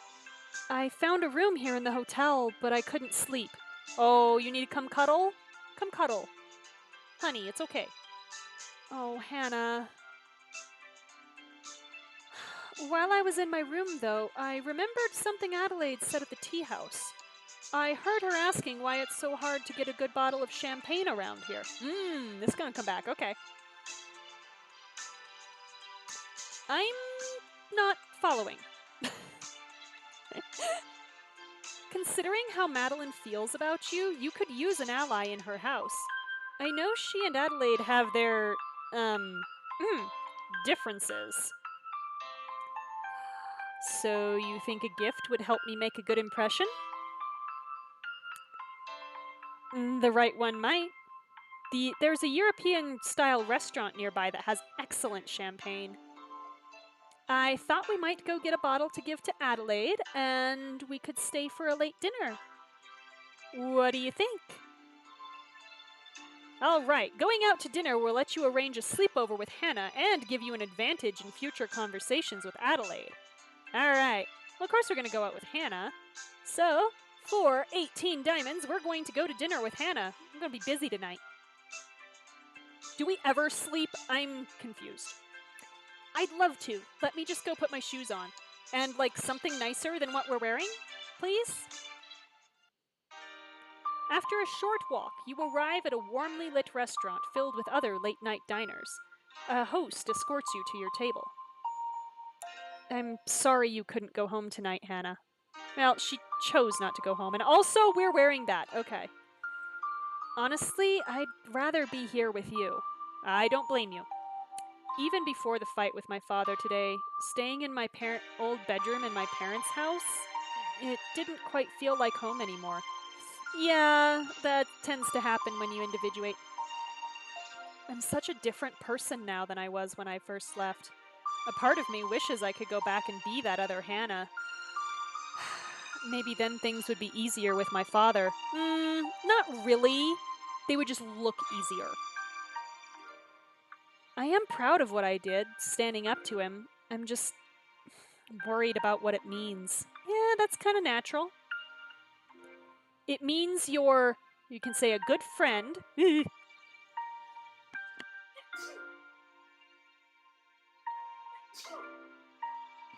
Excuse me. Okay, so it means we can say a good friend, which is yeah, I don't know about that. Finally being honest, or hot when you're angry. Oh, what? No, this woman's having a hard time. Stop.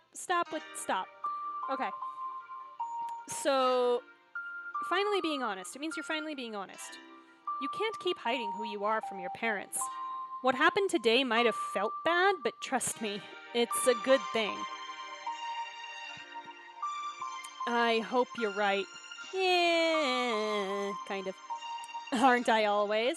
No, frankly, no, because you're dating Shamar behind everyone's back, but okay. Are you gonna be okay leaving on bad terms with your father? Well, as long as he doesn't have a heart attack and die. I wish things could be different, that he could understand, but I don't regret what I did. Then let's not dwell on it right now. Why don't you let me take your mind off of things? Whoa, honey, no.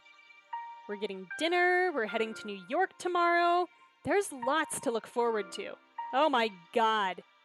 We're going from Shanghai all the way to New York. Oh, that's gonna be a long flight. That's not even gonna be one flight. I don't think you can actually do that.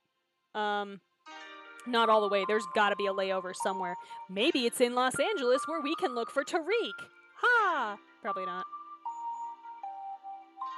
I'm a little nervous to go to New York. I've never been to America. Good thing we're from New York and we can show her around. You're gonna love it, trust me. I am thrilled to be going, but I'm used to Chinese and Cordonian traditions, not American ones. You've been in Western Europe long enough. You've been around Drake. You've been around me. You'll be fine. You'll be fine. It's fine. If you're worried about offending someone with your manners, don't be. You're more poised and graceful than anyone I've ever met. Are you sure? You know what? How about this? I'll give you etiquette advice this time. Alright, this should be good. That would be a nice change of pace. Okay, it looks like our server is on her way, so let's start with what an American would order for dinner.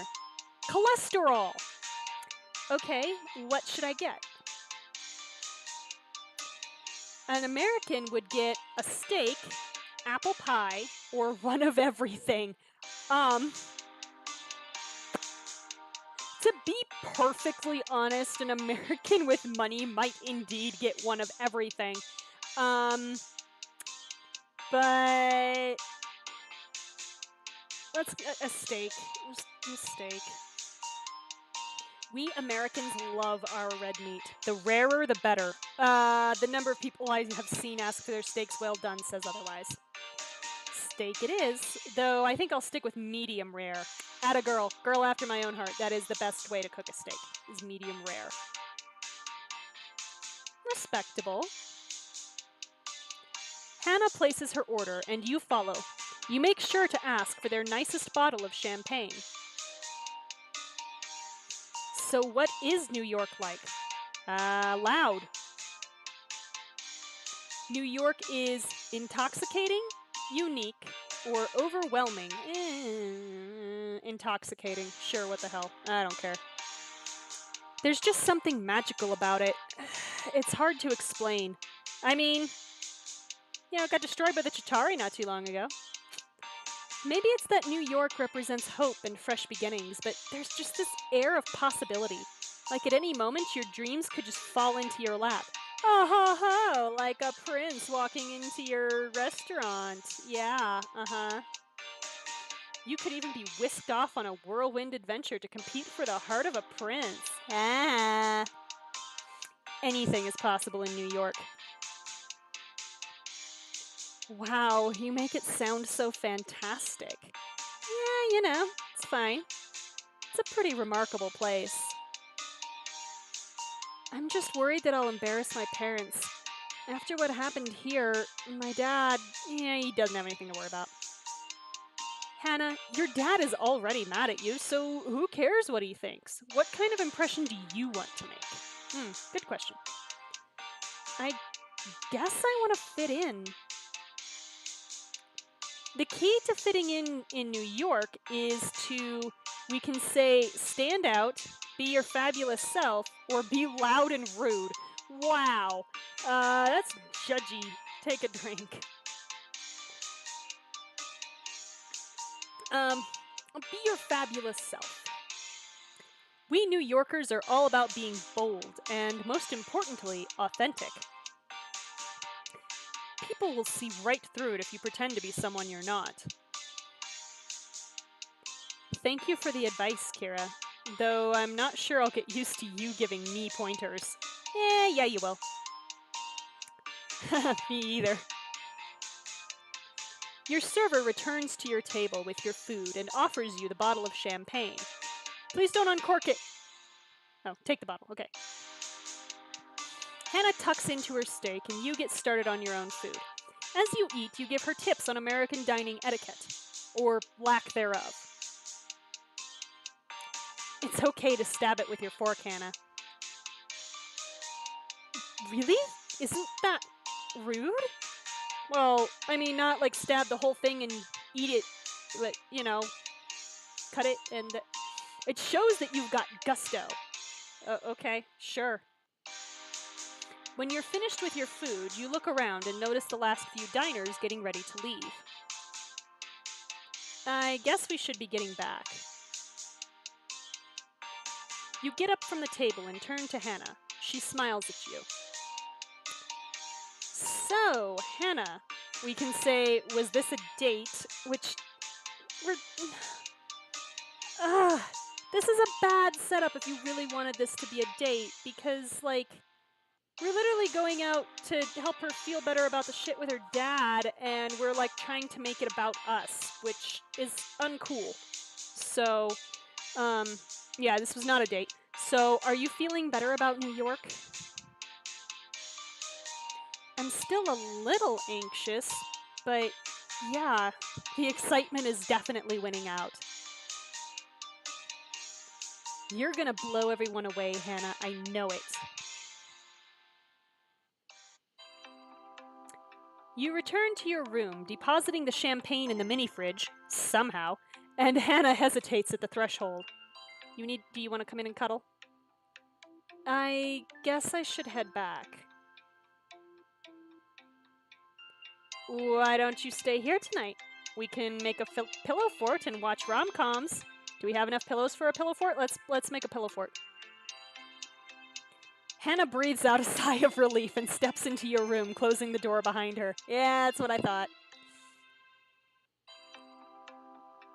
Oh, that sounds much better than going back to my room. Yes, it does. Hee. You smile and start stripping the blankets and pillows from your bed. Hannah comes to help. So, what kind of pillow fort are we making? Hannah probably knows how to, actually engineer something, so... It should, we can say, be filled with chocolate, be sturdy enough to withstand an invasion, or have a cute girls only policy. This is the point where I feel like the flirting is actually not hugely inappropriate, because this is also just kind of being playful, so it should have a cute girls only policy. Oh, does that mean... Yes, Hannah, you're a cute girl. Of course you're allowed in. And yeah, there's our romance point. Oh, good. What did you think, Hannah? Honey. The fact that you asked about it just makes you even cuter. Also kind of sad. You carefully rearrange the room, laying blankets and pillows on the ground, and draping additional blankets over the furniture to create a canopy. When you're done, you've erected a plush fort with a perfect view of the television. How do we do? It's glorious. So, what's next on the sleepover checklist? Poor Hannah has probably never had a sleepover in her whole damn life. Poor thing. There isn't a checklist per se, but I think we can say paint our nails or make out. Whoa, okay, so kissing's an option. Take a drink.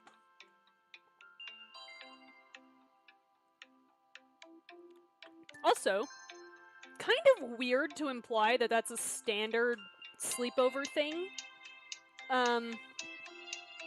Just, yeah, it's kind of odd. Painting your nails is far more likely to be a sleepover standard. I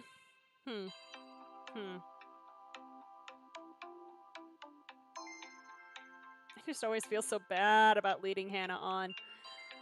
Do we even have nail polish? Let's find out. I think we should paint our nails. Let's see where the nail polish comes from. And watch a rom-com? Were we gonna make out and watch a rom-com? Is that what we were gonna do?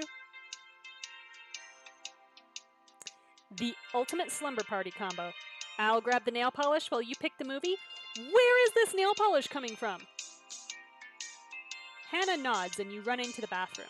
You return with a bag of nail polish from somewhere to find Hannah flipping through the channels. I am so fascinated by this now. Here you go. Pick a color and I'll paint. Hannah begins rifling through the bag as you take over channel surfing duties. Yeah, I guess room service, maybe this hotel just leaves you bags of nail polish. I don't know. Sure. You flip to the mushiest rom-com you can find. What color would an American paint her nails? Typically red, actually. She would paint them gold to be glamorous, black to be edgy, or red, white, and blue to be patriotic, of course. Out you. Yeah, maybe Game Kira does take nail polish everywhere. I don't know. It makes as much sense as anything else. So I wonder where the chocolate would have come from if we'd have said the fort should be filled with chocolate. That one would be more reasonable for like the guest services to like leave a basket of chocolate than a basket of or than a bag of nail polish, but whatever. Um an American honestly would I I don't take nail. Yeah, I don't understand. Is this a normal thing? Do people take nail polish on vacation? I don't know because I certainly don't. So I'm trying to remember because I grew up, my mother had long fingernails and she kept them painted so that they wouldn't break as easily because her nails were pretty strong. I'm trying to remember if she took nail polish on vacation. Probably at least the clear coat, honestly. Because usually if we were going somewhere, it was for a horse show, so we were usually driving. So and that was before the 3-ounce rule anyway. So yeah, she probably did take nail polish on vacation. So if we've got any kind of like long nails or something,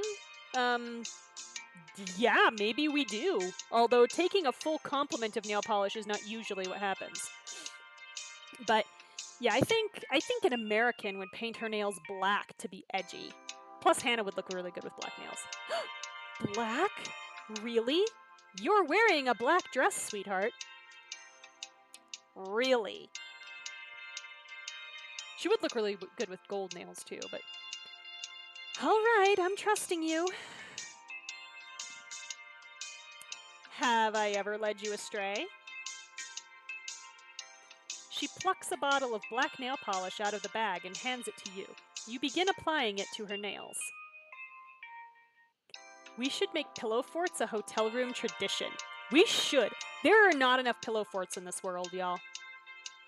So it's our fortress of friendship. We made a pillow fort with Hannah after a late dinner.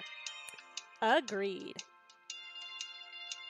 You and Hannah finish your manicures and fall asleep in the pillow fort, lulled to sleep by the sounds of comedic romance.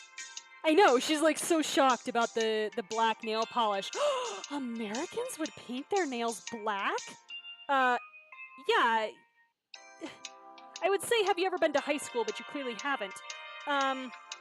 She clearly hasn't seen any American high school movies, though. Because, or any, like, American fashion magazines, or anything. Like, she hasn't seen anything. This poor, sweet thing. Poor Hannah. So we are lulled to sleep by the sounds of comedic romance. The next morning, you wake to the sound of a familiar knock at your door. Take a drink. There's so much door knocking tonight. If that's Bastien and not Maxwell this time, I'll buy a big hat and eat it. Good morning! Hey, it's not Bastien. You give Maxwell a big hug. Oh, what was that for? Shut up, you like hugs. I'm just glad you're you. Surprisingly, that's not something I hear very often. There's a yawn behind you as Hannah gets up and stretches. Morning, Maxwell. That's a horrible fake yawn, I'm sorry. What? You had a sleepover without me? Well, there was the possibility of making out, Maxwell. We thought it might make you uncomfortable. There was definitely some cuddling. I've been saving up all my best ghost stories. I've got like 5 sleepover playlists. Oh my god. Y'all, Maxwell probably hasn't ever had a sleepover either. Y'all. The closest we came was that night where we went up for part of the night and played Truth or Dare in one of their rooms. Forget whose room we were actually in. Maybe it was Maxwell's room. My god! Y'all, we've got to have like a big group sleepover now. Like an actual sleepover where everybody at some point sleeps. We get to paint Drake's nails if we do? Oh my god, I want this. I want this. Please tell me this is coming. I want this. Build a great big pillow fort. Paint Drake's nails. Make out with Hannah a little bit. I don't know, maybe make out with Drake too. You know, swing both ways, it's fine. Maxwell brings the snacks and the prophylactics, should they be necessary. Maxwell's the water boy. It's fine. It's fine. Everything's fine. It was kind of an impromptu thing. Yeah, sorry, Maxwell. Next time, I promise we'll let you know. Promise? Oh my god. On my honor as an honorary Beaumont. Good enough. So, are you just here to wake me up, or is something going on? Something's always going on. Oh, right. Any updates on Tariq? Well, no leads yet. Turns out there are way more high-end menswear stores than I expected in Los Angeles. But in the meantime, the court is heading to New York City! Yeah, you'll be in air transit for like 2 days and unable to call anywhere in Los Angeles. This is gonna be great. I know. Hometown, here I come.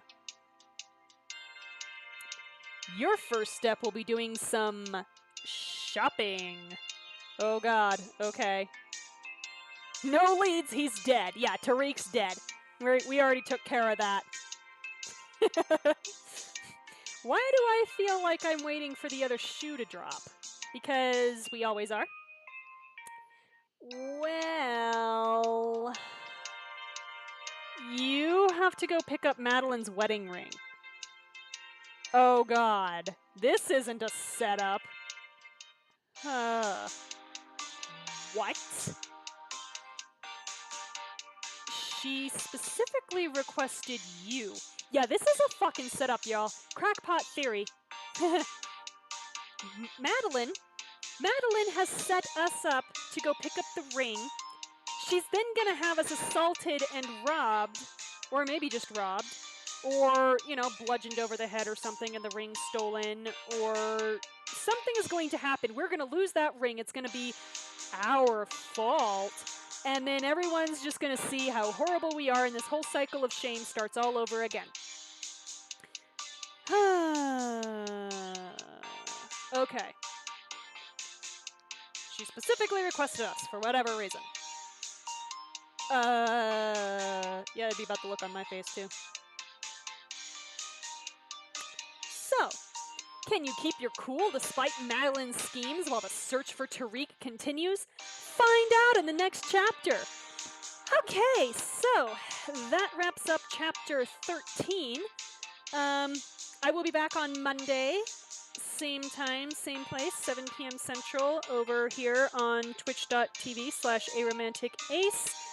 We will, I guess, find out how badly this whole thing with the wedding ring is gonna go. But yeah, and hopefully my overlays will be working again, because for some of them it doesn't matter. For the gameplay one, it actually does, because there's a whole huge dead space over here that's just, it bothers me. So, yeah, I guess I will catch you later.